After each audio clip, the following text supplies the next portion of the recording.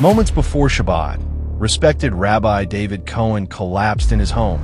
His heart stopped. Medics fought to revive him, unaware his soul had already crossed into another realm. What he saw shattered everything he thought he knew. A devout Jewish scholar, David had rejected Jesus his entire life, until he met him face to face beyond death. This isn't just a near-death experience. It's a radical revelation that turned a rabbi's world upside down. My name is David Cohen. I was born into an Orthodox Jewish family in Brooklyn, New York. From the time I could walk, I was raised in the rhythm of tradition, morning prayers with my father, Hebrew school in the afternoons, Shabbat dinners that stretched into the night with discussions about Torah and Talmud around the table. Faith wasn't just something we believed, it was who we were. It shaped every moment, every decision, every breath. By my early 20s, I knew I wanted to become a rabbi. Not for prestige, not for power, but because the Torah had captured my soul. It was more than scripture to me. It was divine architecture. Every letter, every pause, every law was infused with purpose. I believed the Torah was God's direct revelation to the Jewish people, and I had made it my mission to understand it as deeply as possible, and to teach it to others with accuracy and reverence. I spent years in yeshiva studying day and night, memorizing not only the Torah but the Mishnah, the Talmud, and the writings of our sages. My teachers were men of great discipline and insight, and I did everything I could to follow in their footsteps. Eventually, I was ordained and took a position as a congregational rabbi. My days were filled with study, teaching, pastoral care, and leading our community in prayer and practice. I loved my people. I loved our traditions. I loved the responsibility that came with guiding others in the ways of our ancestors. I never took it lightly. I believed in the covenant, the one given to Abraham, reaffirmed through Moses. That covenant defined who we were, a chosen people, bound by law, tradition, and identity. As for Christianity, it was never something I hated or mocked. In fact, I had Christian friends growing up, and I admired their commitment to family and prayer. But I viewed their faith as misaligned. Sincere, perhaps, but built on theological errors. Jesus, to me, was a Jewish teacher who became the center of a religion that veered off course. The Messiah was supposed to bring lasting peace, rebuild the temple, restore the exiles, not die on a Roman cross. That didn't make sense to me. When Christians would try to speak to me about Jesus, I would listen politely but always decline further conversation. Sometimes I'd offer a respectful counterpoint from the Torah, just to clarify our position, but never with anger or contempt. I wasn't anti-Christian. I simply believed they were wrong. I saw Jesus as a historical figure, not the Messiah, not divine. I believed in one God, indivisible and eternal, and in a faith built on mitzvot, commandments, not on grace or atonement through a man. I felt confident in that belief. Grounded. My certainty wasn't arrogance. It came from decades of study, prayer, and spiritual wrestling. I had built a life on truth, or so I thought. I was a man of discipline, conviction, and integrity. My heart was sincere. My devotion was real. And I never once imagined that anything could shake it, until the day everything changed. My life followed a steady rhythm, a sacred pattern etched into time by generations before me. I would wake before sunrise, wrap tefillin around my arm and forehead, and whisper the morning prayers with intention. Each word of the Shema, each blessing from the Amidah, was spoken not from routine but from devotion. After prayer, I'd join a small group of men at our synagogue for Torah study before breakfast. We'd argue in love, debating interpretations, wrestling with commentaries from Rashi, Rambam, and the sages of old. These sessions were the lifeblood of my mind. They sharpened my thinking and deepened my awe for God's wisdom. Most of my mornings were spent preparing lessons. I taught in our synagogue's Beit Midrash, guiding young men through complex passages in the Talmud, always emphasizing kavanah, intentionality, in their learning. I pushed them not just to recite, but to understand, to challenge, to absorb the heartbeat of the law. Afternoons were for counseling. Congregants would come in with questions, sometimes practical, sometimes existential. I'd help a young couple navigate the rules of Taharat Hamish Pacha, family purity, sit with a grieving widow reciting Tehillim, or mediate disputes with care and fairness. These moments grounded me. I wasn't just a scholar, I was a shepherd. At home, life was warm but modest. My wife, Miriam, was my anchor, steadfast, wise, and deeply spiritual. She lit Shabbat candles with tears in her eyes every Friday evening. We raised 3 children together in observance and love. They went to Jewish schools, learned Hebrew from an early age, and never once ate outside our kosher kitchen. Friday afternoons were always special. The whole house transformed, clean, quiet, filled with the smells of challah and roasted chicken. We'd gather at the table, bless the wine and bread, and sing Zemrat before diving into lively Torah discussions. It wasn't just tradition, it was life.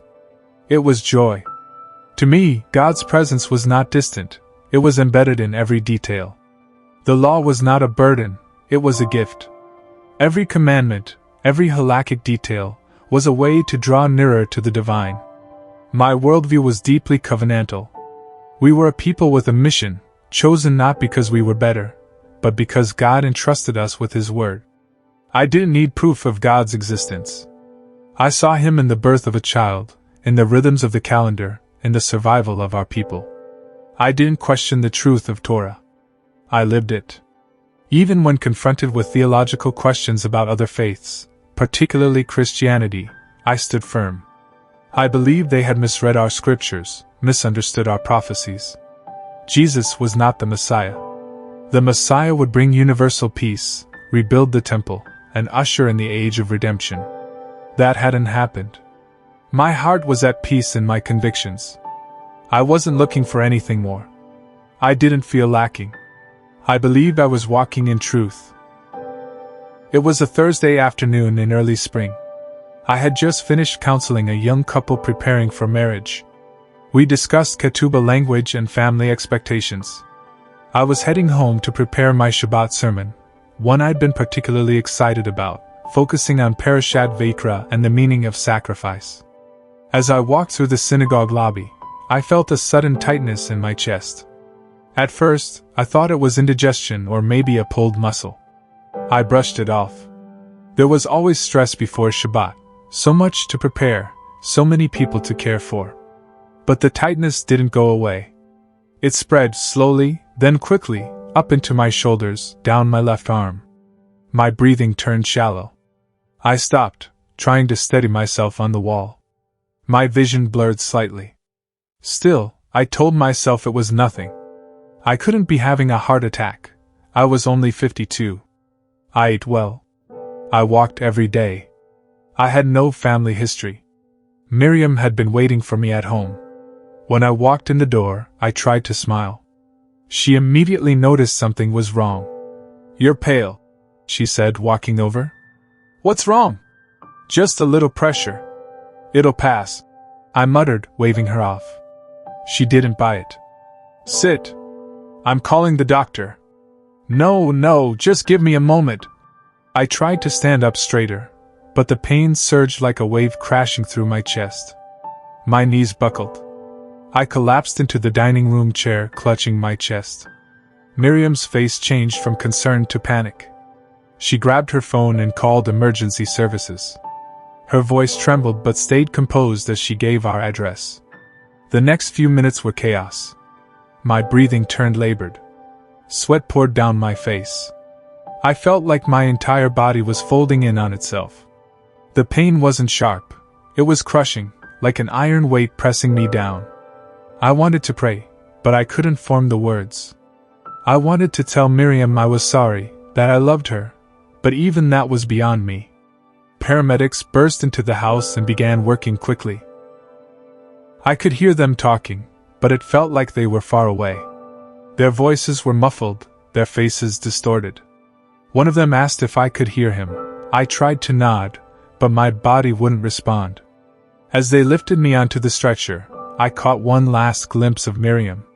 She stood frozen near the doorway, her hand over her mouth, tears streaming down her cheeks. And then everything faded. The pain, the noise, the light. Just silence. And then, nothing. The next thing I remember was weightlessness. No pain. No sound. No panic. Just stillness. At first, I thought I had blacked out. But then I noticed something strange. I was aware. Not just vaguely conscious, but fully aware, more than I'd ever been before. My senses were sharp, heightened, yet I couldn't feel my body. I wasn't lying down. I wasn't standing. I wasn't anywhere. And then I saw it. Below me, yes, below, was a scene I should never have been able to witness. 2 paramedics hovering over a man on a stretcher in my dining room. One was pressing rhythmically on his chest, the other shouting numbers and instructions, preparing defibrillator pads. It took only a moment to realize the man on the stretcher was me. My first reaction wasn't fear. It was confusion. Deep, disorienting confusion. How was I seeing myself from above? How was I hearing the paramedics' voices, clear but distant, like I was submerged underwater? I saw Miriam, crouched in the hallway, praying with her face buried in her hands. I wanted to scream her name. To tell her I was okay, or at least here. But when I tried, nothing came out. No voice. No sound. I didn't even feel breath. I tried to move closer to reach out, but there was no arm to extend. My presence just hovered, like a thought that couldn't land. The scene felt both immediate and far away. I was watching it unfold, but it no longer felt like mine. I saw my own body, pale, limp, lifeless, and I felt a strange mix of detachment and grief. It wasn't horror. It was sorrow. Not for myself, but for the people still caught in that moment, Miriam, the paramedics, my children who didn't yet know what was happening. I began to grasp what was happening. I was outside of my body. Not metaphorically. Literally. I don't know how long I remained there. Time seemed irrelevant, like I was existing outside of it. I kept watching the paramedics, now using paddles. I saw my body jolt from the shock. One of them cursed under his breath. Another checked for a pulse, shook his head, and began compressions again. "We're losing him," someone said. "But I'm right here," I thought. "I'm not gone. I'm right here." Still, I couldn't make them hear me. I couldn't even make me move. A strange calm began to settle over me. Not comfort, just quiet. I wasn't panicking anymore. I wasn't trying to fight it. I just watched. Detached. And in that stillness, something began to change. The room around me grew dimmer. Not darker, just less real. The urgency of the scene faded into the background, like a TV slowly being muted. I felt myself pulling away, not dragged, but gently drawn. And I knew, somehow, deep inside, that I was crossing a threshold. Whatever came next, I was no longer tethered to the world I had known. As I drifted further from the scene below, the edges of my awareness began to dissolve. The walls of my home, the flashing lights of the ambulance, the frantic movements of the paramedics, all of it faded like mist under the sun. What replaced it wasn't darkness. It was something else entirely. Light. But not light like we know it. This light wasn't from a lamp or the sun. It didn't shine on things, it was the space. It didn't cast shadows. It didn't have a source. It surrounded me, filled me, invited me. It was alive. That's the only way I can describe it. The light had presence.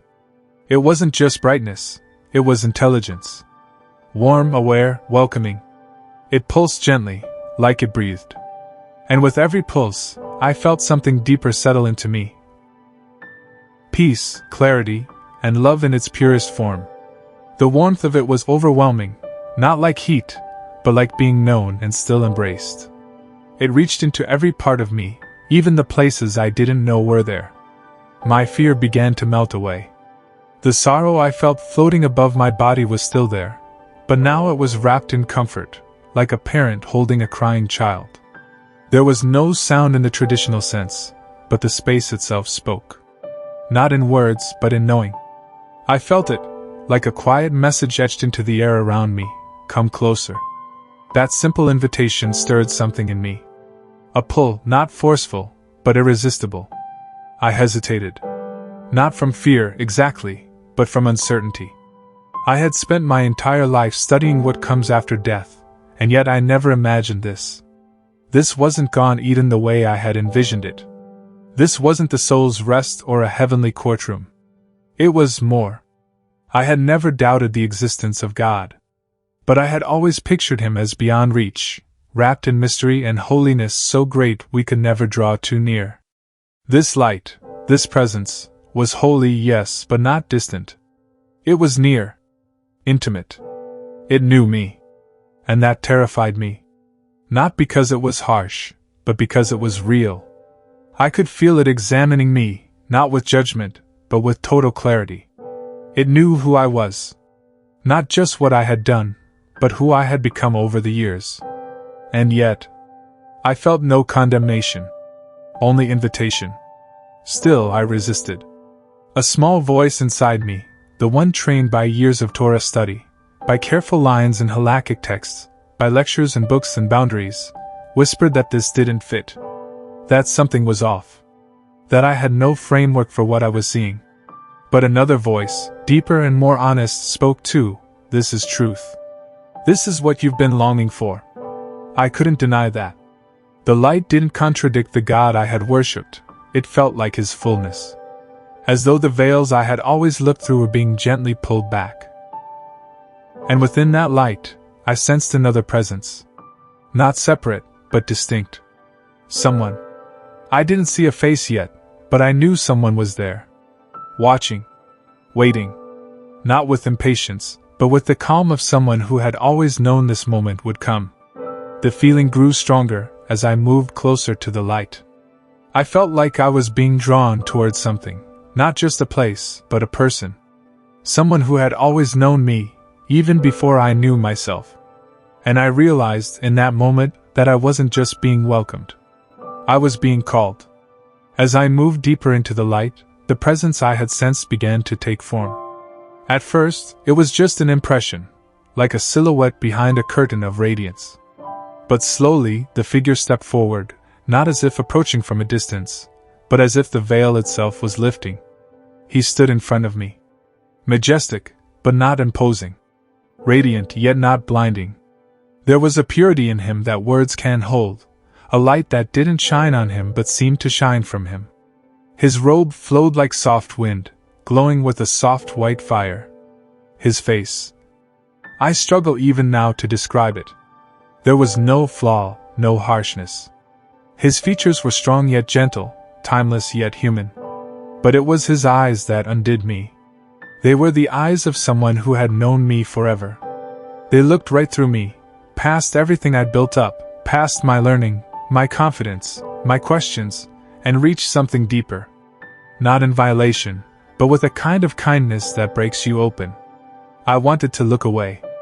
But I couldn't. I knew who he was. Even though I didn't want to. I had studied about him from a distance, dismissed him, refuted the claims of those who followed him. But now, standing in front of me, I couldn't deny him. There was no room for debate, no need for theological arguments. The truth of his identity wasn't told to me. It was felt, undeniably, entirely. This was Jesus. The name thundered inside me without a sound. I recoiled slightly. Not out of anger, but because everything in me started to break. No. It can't be. My knees gave way. I collapsed, not from force, but from the weight of what I now understood. I had spent my life searching for truth. I thought I had found it in the Torah, and to some extent I had.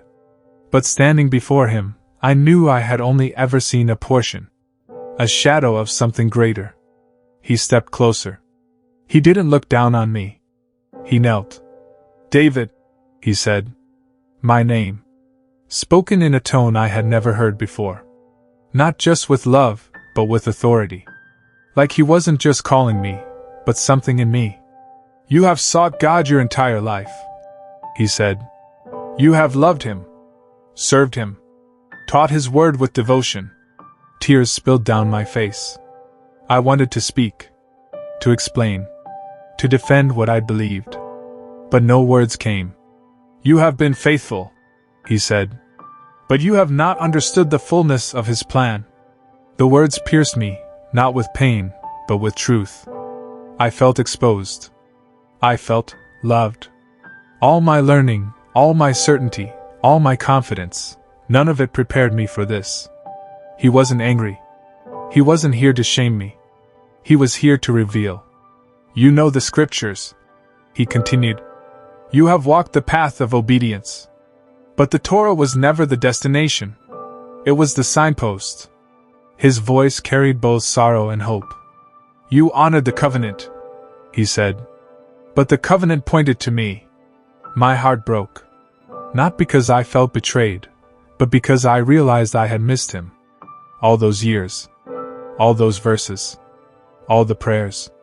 And yet, he didn't reject me. He welcomed me. He saw everything I was, everything I wasn't, and still drew me in. I wept. Not because I was condemned, but because I was being offered something greater than I had ever known. Truth. Wholeness. Fulfillment. And still, a small part of me resisted. Why? I asked him in my heart. Why now? Why me? He looked at me, eyes burning with compassion. "Because I love you," he said. "And because you are ready to see." As I knelt before him, still trembling from the weight of his presence, the light around us shifted. It didn't fade, it deepened, grew richer. I felt something change, not outside of me, but within. Jesus reached out, not physically, but with something greater, and suddenly, I wasn't just standing in that light. I was inside something. A vision. I found myself on a mountaintop. Wind swept through my hair. I knew this place immediately, Mount Moriah. I saw Abraham, aged and steady, his face set with resolve. Beside him walked Isaac, young and unaware, carrying the wood for his own sacrifice. I had taught this passage hundreds of times. The test of faith. The ultimate obedience. But now I was seeing it unfold, not as a story, but alive. I felt the tension in Abraham's heart. I heard Isaac's quiet trust. I saw the knife rise. And just before it fell, the angel cried out. Abraham stopped. A ram appeared caught in the thicket. But then the scene changed. Another hill. Another sun. This time, there was no ram. I saw Jesus carrying a cross, blood on his brow, body broken. But unlike Isaac, he wasn't unaware. He knew. And still, he walked forward. Willingly. I gasped. The story of Isaac wasn't just a test. It was a foreshadowing. Abraham's son was spared. But God's own son wasn't. Before I could process it, another scene emerged. The wilderness. The Israelites were sick, dying from venomous snake bites. Moses stood holding a bronze serpent high on a pole, commanding the people to look upon it and live.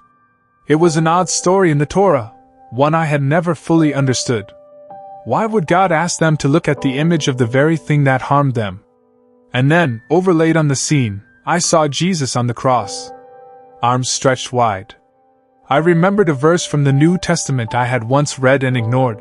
Just as Moses lifted up the serpent in the wilderness, so must the Son of Man be lifted up. My mouth went dry. My chest tightened. These weren't coincidences. They weren't clever Christian reinterpretations. The connections were exact, precise, divine. Then came the prophets. I was shown a man, beaten, bloodied, despised. His appearance so disfigured he was barely human. Isaiah 53. He was despised and rejected by men, a man of sorrows. He was pierced for our transgressions, crushed for our iniquities. By his wounds we are healed. I saw it. Not symbolically. Literally. Then Zechariah. They will look on me, the one they have pierced, and mourn for him as one mourns for an only son. That verse had always confused me. Who was this me? How could God be pierced? But now, I understood. It was him. Jesus. And then Psalm 22. I heard the words echo, They have pierced my hands and my feet. They divide my garments among them and cast lots for my clothing. Every verse, every image, was being pulled into focus. All the shadows I had spent my life studying now had substance. I had believed in the Torah, the prophets, the writings. I had taught them, cherished them, defended them. But I had missed the thread that tied them all together. Him.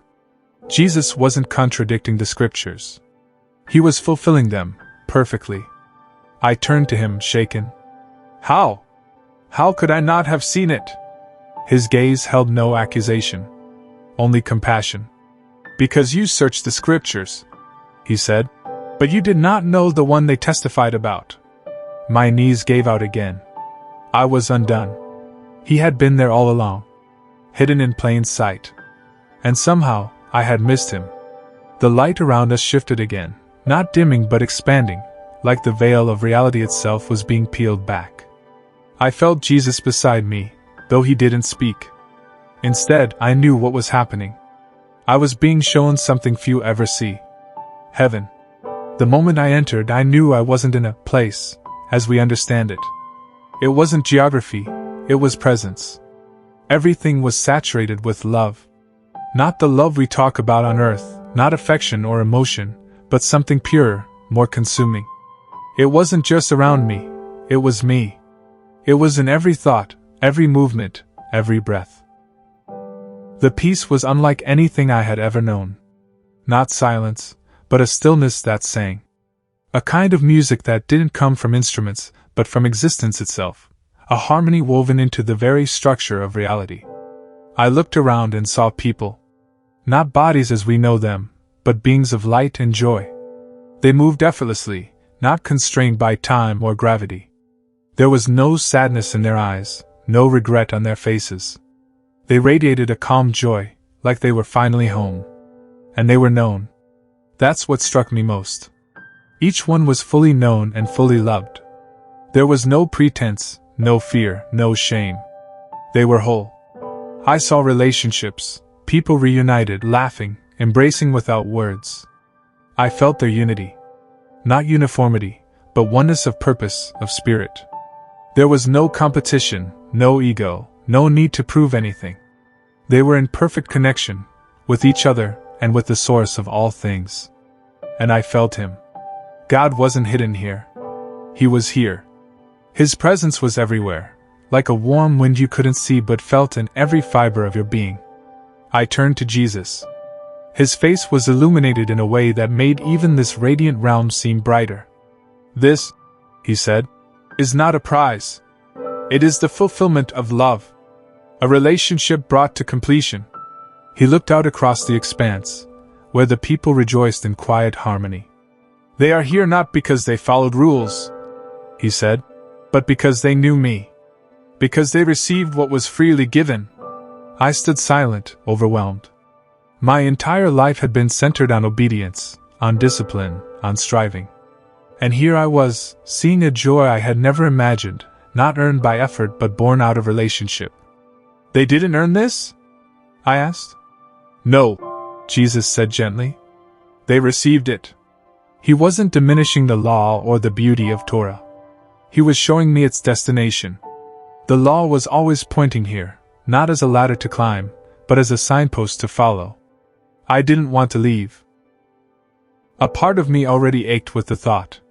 But I knew there was more I had to see. Just as the light and joy of heaven settled into my soul, everything shifted. The warmth faded. Not suddenly, but slowly, like a fire burning down to embers. The music ceased. The harmony vanished. And then came the cold. It wasn't physical cold. It was absence. The absence of peace, of presence, of love. The air, or whatever this place was made of, felt heavy, thick with sorrow. I was no longer standing in radiance. I was in darkness. Not blackness, but a kind of suffocating shadow that seemed to press in from all sides. It wasn't simply the absence of light, it was the rejection of it. I could barely see at first, but as my eyes adjusted, I began to make out figures. They moved slowly, if at all. Some were curled in on themselves. Others wandered in circles, grasping at things that weren't there. Their forms looked human, but dimmed, faded, like the outlines of who they once were. And their faces. What I saw in them was not torment from some external force. It was inward. Grief. Regret. A sorrow so deep it couldn't be expressed in words. These souls weren't being punished by fire or chained in anguish. They were suffering from a separation they knew could have been avoided. They were longing for the light, for the presence I had just left. And somehow, they knew they had rejected it. Not because they were unaware, but because they had chosen something else. Jesus was beside me again. I could feel his presence, though it now felt distant, like a gentle whisper in a thunderstorm. "This is the reality of separation," he said, his voice heavy with sorrow. "Not punishment, David. Consequence." I didn't speak. I couldn't.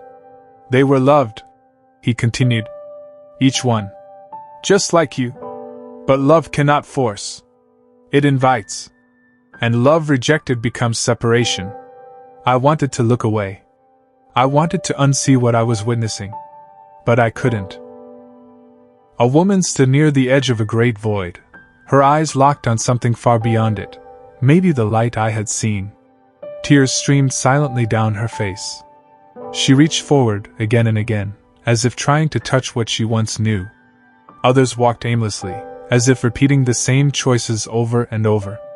Still others sat motionless, numb, lost. I felt a cry rise up inside me. Not out of fear for myself, but for them. "How long?" I asked Jesus. "How long are they here?" He didn't answer directly. Instead, he said, "Truth must be chosen. They would not receive it there, and they will not receive it here." I broke. My heart felt like it was splitting in two. I had spent my life believing in justice, in consequences. But this was unbearable. Not because it was unfair, but because it was final. The pain wasn't in flames or chains, it was in knowing what they had missed, and still choosing to remain apart. Jesus turned to me, his eyes full of both compassion and grief. "This is why I came," he said quietly. "Not to condemn, but to save." And in that moment I understood. He wasn't angry at them. He wasn't condemning them. He had wept for them. And still did. After the darkness, the light returned, not suddenly, but like a dawn breaking over deep night. The warmth of his presence filled me again, and I wept, not from fear this time, but from the ache of what I had seen. Jesus stood beside me, silent at first, allowing the weight of it all to settle. Then, without a word, we were moving, not walking, but passing through something unseen, until we stood before what looked like an open scroll. But this scroll wasn't made of parchment. It was alive. Words lifted from its surface, glowing and shifting, as if etched in eternal fire. "The covenant," he said. "You have loved it, guarded it, lived by it." I nodded, still trembling. "And you were right to honor it," he continued, "because it is holy. But you were never meant to carry it alone." The scroll opened wider. I saw the Torah again, Genesis, Exodus, Leviticus. Then the prophets. The Psalms. The writings. And as I looked, something happened. Passages began to connect, like threads being pulled tight. Genesis 22, Abraham and Isaac. Exodus 12, the blood of the lamb over the doorposts. Numbers 21, the bronze serpent lifted up. Psalm 22, they pierced my hands and my feet. Isaiah 53, he was crushed for our iniquities. Zechariah 12, they will look on me, the one they have pierced. Each verse, each event, each prophecy, lit up with new meaning. These weren't random texts. They were pieces of a divine puzzle, one I had studied all my life without seeing the full image. "I did not come to abolish the law or the prophets," Jesus said, his voice steady and clear, "but to fulfill them."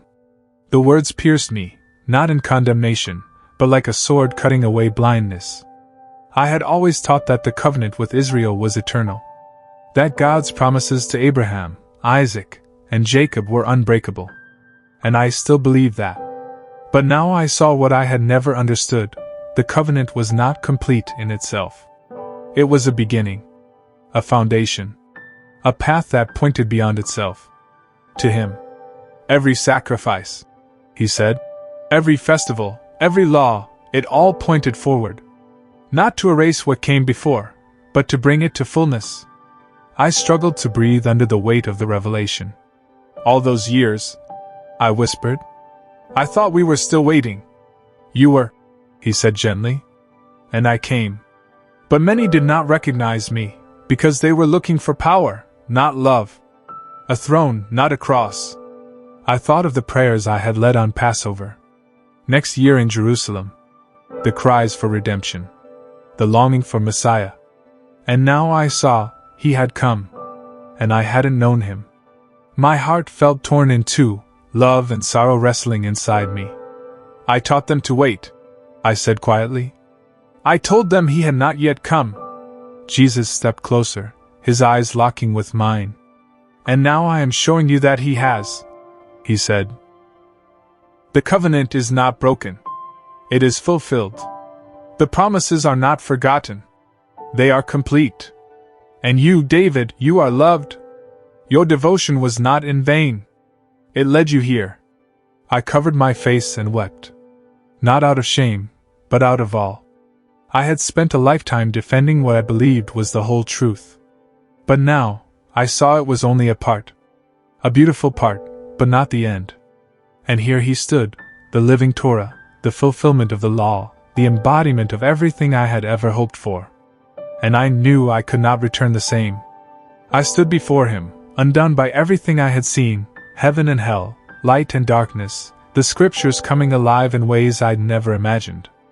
My heart was raw, but open. For the first time in my life, I wasn't clinging to my knowledge. I was simply listening. Jesus looked at me, and though no lightning flashed, no thunder roared, I knew something monumental was about to be spoken. You have been faithful, he said, his voice both strong and tender. You have loved God with all your heart, all your soul, and all your strength.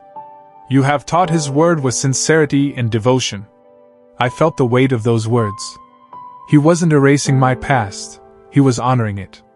But now, he continued, you are being called to more. I didn't speak. I couldn't. You are to be a bridge, he said, between what was and what is. Between the covenant you have lived and the fulfillment you have now seen. He paused, letting the weight settle. There are others like you, he said. Others who love God deeply but do not yet see the fullness of his plan. You are to go to them, not to condemn, but to reveal. To show them what you now know. The enormity of it sank in. Me? A rabbi who once dismissed him entirely, now tasked with bearing witness to the truth I had once rejected. But why me? I whispered. His eyes met mine. Because your heart is sincere. Because you search for God not with pride, but with love. And because those who trust you will listen when you speak. I fell to my knees. I am not worthy, I said. No one is, he replied, but all are loved. And now you are sent. His words didn't erase my fear, but they gave me strength. I understood now that this wasn't a calling born out of guilt, it was one born out of love. Love for God. Love for his people. Love for the truth that had always been waiting. And I said yes. The moment I agreed, truly, deeply, the atmosphere shifted. The peace of the light remained, but there was movement now. A pull. Not away from him, but backward. Back toward the world I had left behind. It is time, Jesus said. What you've seen is not just for you. It must be shared. I didn't want to go. Every part of me longed to stay in that perfect presence. But I knew he was right. With one last look, he placed something in me, not physically, but spiritually. A clarity. A knowing. A fire that I knew would not burn out. Then came the rush. I felt myself falling, not downward but inward, like being pulled through layers of existence. The light faded. The warmth dimmed. The stillness was replaced by noise. Suddenly, pain. Sharp. Crippling. My chest felt like it was being crushed. I gasped, choking on air. My body convulsed. A blinding light above me, fluorescent, not holy. I heard machines beeping, voices shouting. He's back. Stay with us, Rabbi, stay with us. Hands pressed on me. Needles in my arms. Cold pads on my skin. I was back. Back in the hospital.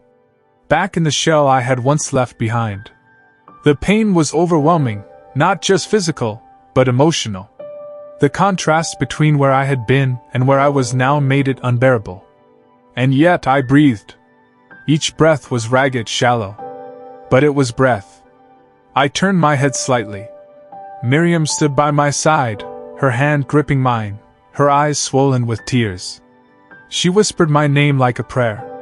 I wanted to speak, to tell her everything. But my throat was dry, my body too weak. All I could do was look at her. And in that look, I hoped she saw it. That I was alive. And that everything had changed. 13. Struggled to speak, word count, 599. The days that followed were quiet on the outside, but inside me, a storm raged. I lay in that hospital bed, surrounded by machines and the hum of life continuing, while my soul tried to make sense of what I had experienced. I knew what I had seen. I knew who I had met. There was no denying it. And yet I couldn't bring myself to speak. Not yet. Fear gripped me. Not fear of death, I had already crossed that line, but fear of what would come if I told the truth. What would my wife think? My children? My students? My congregation? Would they call me mad? A traitor? A heretic? Every fiber of my identity had been built on my role as a rabbi, a teacher of Torah, a leader in our community. And now I had encountered the very one I had spent my life dismissing. What was I supposed to do with that? The guilt came in waves, guilt for not having seen the truth sooner, and guilt for staying silent now. But the fear was louder. If I spoke, I might lose everything. On the third night, I couldn't sleep. My body still ached, but my heart ached more. I sat up, slowly, painfully, and reached for the small wooden drawer beside my hospital bed. Inside was a book I had never opened, not really. The New Testament. It had been given to me years ago by a well-meaning Christian acquaintance. Out of politeness, I had kept it. Out of pride, I had never touched it. Until now. My hands trembled as I opened the first page. The book of the genealogy of Jesus Christ, the son of David, the son of Abraham. I kept reading. Slowly. Carefully. And there he was. Not just the Jesus I had met in the light, but the Jesus I had read about in the prophets, now walking the earth, speaking, healing, teaching. I came to the Sermon on the Mount and read his words. Do not think that I have come to abolish the law or the prophets. I have not come to abolish them but to fulfill them. It hit me like a wave. This wasn't a different religion. This was the continuation, the fulfillment, of everything I had taught.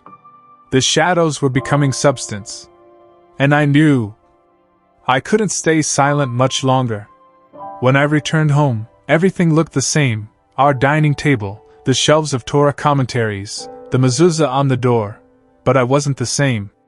I moved through the house like a stranger in familiar skin. I knew what I had to do, but dread sat in my chest like stone. It started with my family. We gathered in the living room one evening. Miriam, seated across from me, held a cup of tea she barely touched. My 3 children, now grown, sat quietly, worried, respectful, but expectant.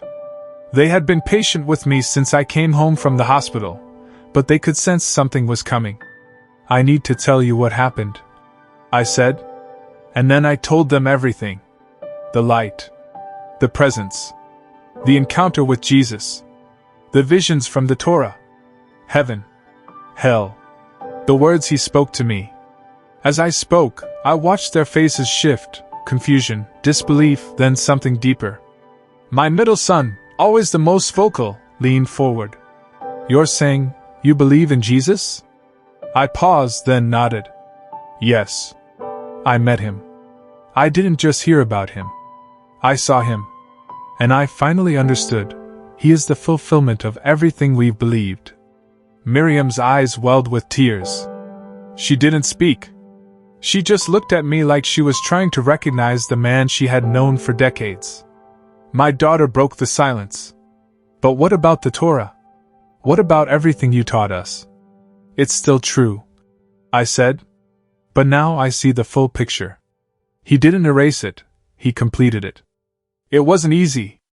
There were tears, questions, long silences. But they stayed. They listened. And somehow, they didn't walk away. The harder part came next, telling the congregation. I stood before them one Shabbat morning, heart pounding in my chest. I looked out at the faces I had taught for years, people who trusted me, who had grown under my leadership. And I knew my words would change everything. I need to speak to you, not as your rabbi, but as a man who almost died, and came back changed. I told them, with as much honesty and humility as I could, about my near-death experience. I described the light, the presence, the visions. And then I spoke the words I knew would divide the room. I met Jesus. And I now believe he is the Messiah our scriptures have pointed to all along. Gasps. Silence. A few murmurs. Some shook their heads. Some wept. Some stood up and walked out. But others stayed. Their eyes locked on mine, not with anger, but with searching. One man in the back, a skeptic I had sparred with in study, had tears on his face. I didn't try to convince them. I didn't argue. I just told them the truth. I told them I still loved the Torah. That my Jewish identity hadn't died, it had expanded. That I hadn't left the covenant, I had seen its fulfillment. It was the hardest thing I'd ever done. But it was also the most honest. And in that honesty, something began to shift. Not quickly. Not neatly. But genuinely. It was only the beginning. Life after that moment of truth didn't get easier. It got clearer. I no longer see the Torah and the Gospel as separate stories. They are one. The law I once saw as the path to righteousness, I now see as the map that pointed to the only one who could fulfill it. Every time I open the scriptures now, both the Hebrew Bible and the New Testament, I read with new eyes. Where I once saw commandments, I now see promises. Where I once saw shadows, I now see the substance, Messiah. My study hasn't stopped. If anything, it's become deeper. The words I memorized years ago now carry weight I never imagined. Isaiah 53 brings me to tears. Psalm 22 speaks with eerie precision. Even the rituals, Passover, Yom Kippur, the sacrifices in Leviticus, take on new life when seen through the lens of Jesus. He didn't cancel what came before. He completed it. And he changed me. I began to speak out, first in small groups, then at interfaith events. I shared my story not to argue, but to invite. I didn't come to debate theology. I came to talk about a person. One I had met. One I could no longer deny. Some welcomed me with open arms. Others, not so much. There was backlash. Former colleagues cut ties. Some in the Jewish community called me a traitor, a sellout, a false teacher. I don't hold it against them. I understand their pain, their confusion. I was once in their shoes. It took a literal encounter with death for me to see what I had been blind to. But with every door that closed, another opened. I've met countless others, Jews, Christians, seekers of all kinds, who feel caught between two worlds. To them I say, there is no contradiction between loving the God of Israel and following his Messiah. Jesus is not the abandonment of Judaism. He is its fulfillment. My wife, Miriam, who once sat in stunned silence as I spoke of that heavenly light, now prays with me as we read the New Testament together. My children, once skeptical, are beginning to ask deeper questions. We don't rush the journey. Truth isn't forced. It's revealed. And that's what I feel called to do now, not to push, not to persuade, but to reveal. To be a bridge.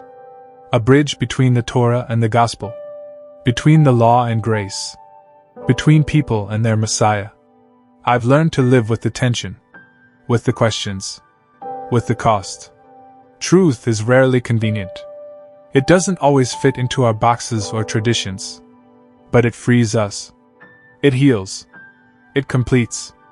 There are still moments I feel the weight of what I lost. Community, status, certainty. But those are shadows compared to the light I've seen. I wouldn't trade that encounter with Jesus for anything. He changed everything. And so I speak, as often and as clearly as I can. To churches, synagogues, online forums, small living rooms. I share not because I need to be believed, but because I owe it to the one who met me when I should have died. The one who gave me a second chance, not just at life, but at truth. If you're reading this, if you've made it this far, I want to leave you with this: seek truth. Even when it threatens everything you thought you knew. Even when it costs you comfort, reputation, or community. Because truth is worth it. And when you find it, not just an idea, but a person, everything will change. Just like it did for me. I used to read the Torah like a man staring at a map, committed to every line, confident in the direction, convinced I understood the terrain. But now, after everything I've seen, I realized the map was pointing to a destination I hadn't yet reached. Since my encounter with Jesus, the scriptures haven't become less, they've become more. Every verse I had taught, every law I had upheld, now carries layers of meaning I never imagined. The sacrifices in Leviticus? Shadows of a greater sacrifice. The feasts and festivals? Appointments that pointed to a fulfillment in Him. When I open the Tanakh now, I don't feel like I'm losing anything. I feel like I'm seeing it in color for the first time. The Torah isn't erased, it's illuminated. The promises made to Abraham, to Moses, to David, they aren't replaced, they're completed. I've been speaking at interfaith gatherings, small groups, and community events, sometimes quietly, sometimes publicly, depending on the space. I share my story not as a preacher, not with rehearsed doctrine, but as a man who once thought he had all the answers until he met the one who was the answer. And when I say I met him, I don't mean metaphorically. I mean I died, and I saw him. I stood before the one I had dismissed. I looked into his eyes, and he called me by name. That changes you. Some welcome my message. They listen with open hearts, take notes, ask questions. Others are less kind. I've lost friendships. A few rabbis I once studied with won't return my calls. Some have called me confused, or worse, a traitor. I get it. This message costs something. It cost me everything I thought I knew. But it gave me something far greater: peace, clarity, purpose. It's not easy walking between two worlds. I still keep Shabbat. I still fast on Yom Kippur. I still read the Talmud. But I do it now with the awareness that the story didn't end in the Torah. It kept going, right into the Gospels, right to the cross, and right out of the empty tomb. I've learned not to fight for acceptance. My mission isn't to be approved. It's to be honest. If a single person hears my story and begins to wonder if Jesus might be who he claimed to be, then the risk is worth it. My wife, Miriam, stands with me, quietly, steadily. Our faith conversations are different now. We pray together in a way we never did before. It's not just about tradition anymore, it's about relationship. Our children ask hard questions. I welcome them. They don't need rehearsed answers. They need truth. The same truth that pulled me out of darkness and into light. To those who listen to my story and wrestle with it, I don't blame you. I did the same. For decades I closed that door. And then, in a moment I never saw coming, Jesus opened it. And what I found wasn't betrayal. It was the completion of everything I had ever believed. So I'll leave you with this: seek truth. Not comfort. Not tradition. Not consensus. Truth. It might cost you something. It might shake the ground beneath your feet. But I promise you, if you find the one I found, you'll never walk in darkness again.